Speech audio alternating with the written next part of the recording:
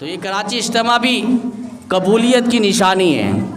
حضرت اقدس حضرت مولانا الیاس کاندھلوی رحمۃ اللہ علیہ نے چند لوگوں پر محنت کی، آج وہ دیکھیں ایک اجتماعات کی صورت اختیار کر چکا ہے، اور یہ قبولیت کی ایک نشانی ہے۔ کتنے لوگ اجتماعات کر رہے ہیں اور کر چکے ہیں جن کا اجتماع ختم ہو چکا ہے۔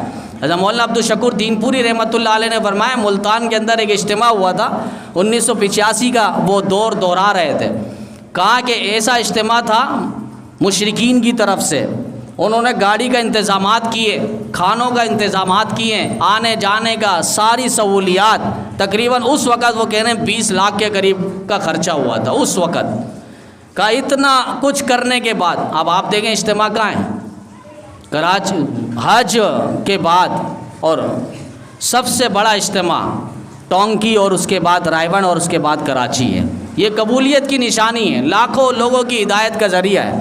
ہم دیکھے نہ دیکھے زمانہ دیکھ رہا ہے، ایسے ایسے لوگ اس کے اندر آ چکے ہیں، عقل حیران ہے کہ وہاں تک بھی لوگ پہنچے۔ کرکٹروں کو آپ دیکھیں، گلوکاروں فنکاروں کو دیکھیں، جہاں بات کرنے کو کوئی جانے کو تیار نہیں اور وہ سننے کو تیار نہیں، ایسے لوگ اسلام کے شکنجے کے اندر آ چکے ہیں، اور انہوں نے کہا ہے، آ کر اعتراف کیا ہے کہ یہاں دین اسلام کے اندر ہمیں جو سکون مل رہا ہے اس سے پہلے کی زندگی کے اندر سکون نہیں ہے۔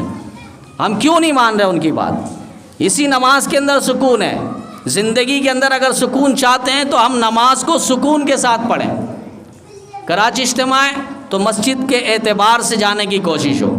بعض ویسی نکل جاتے ہیں، وہ پھر ویسی ہوں گے، پھر شیطان ان پر جلدی حملہ آور ہو جاتے ہیں، کیونکہ وہ کسی لائن کے ساتھ جڑے ہوئے نہیں، کسی مسجد کے ساتھ نہیں ہے، کسی ذمہ داروں کے ساتھ نہیں ہے۔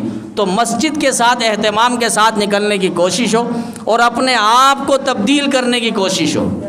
ان اللہ لا یغیر ما بقوم حتی یغیروا ما بانفسہم، اللہ تعالیٰ اس قوم کو اس وقت تک نہیں بدلتے جب تک وہ اپنے آپ کو خود بدلنے کا فیصلہ نہ کر لیں۔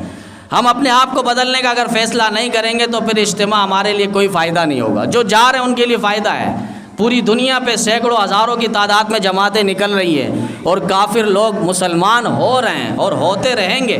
یہ دین کی برکت ہے، اجتماعات کی برکت ہے، علماء دین کے اخلاص کی برکت ہے کہ وہ لوگ دین اسلام کے شکنجے کے اندر داخل ہو رہے ہیں۔